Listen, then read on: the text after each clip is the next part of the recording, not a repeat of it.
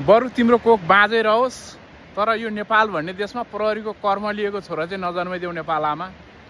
सिन्धुपाल्चोकको बाढीमा जनताको उद्धार गर्दा गर्दै आफै बगेर चितवनको देउघाटमा एउटा खुट्टा मात्रै फेला पर्दा पनि कसैले कठैसम्म नभन्ने छोरो किन जन्माउँछौ नेपाल आमा?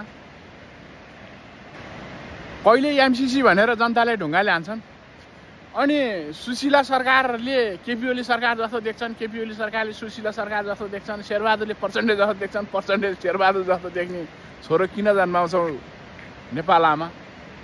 अपराधी मनोवृत्तिका व्यक्तिले प्रहरीलाई शत्रु सम्झिनु र देख्नु त स्वाभाविक थियो,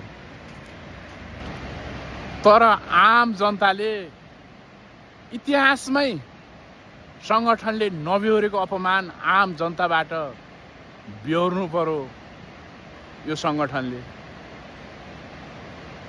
कानुनको कार्यान्वयन गर्दा पनि कारबाही, नगर्दा पनि कारबाही।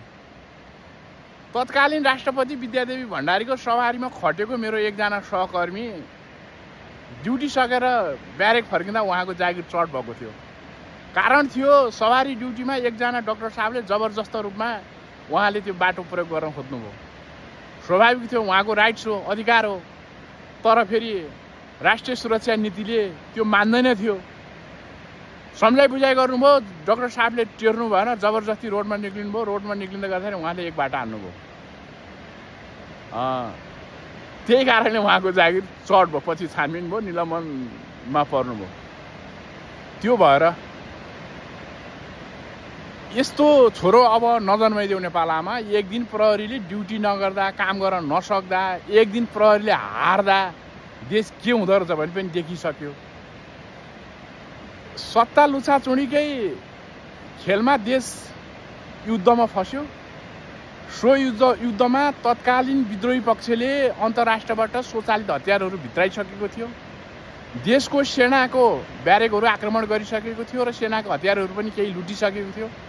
केही स्वचालित हतियारहरू आएर प्रहरीको टाउकोमा गोली बर्सिन्थ्यो र पनि यो राज्य पक्षले 303 राइफलकै भरमा प्रहरीलाई जबरजस्त युद्धमा समावेश गराउँथ्यो।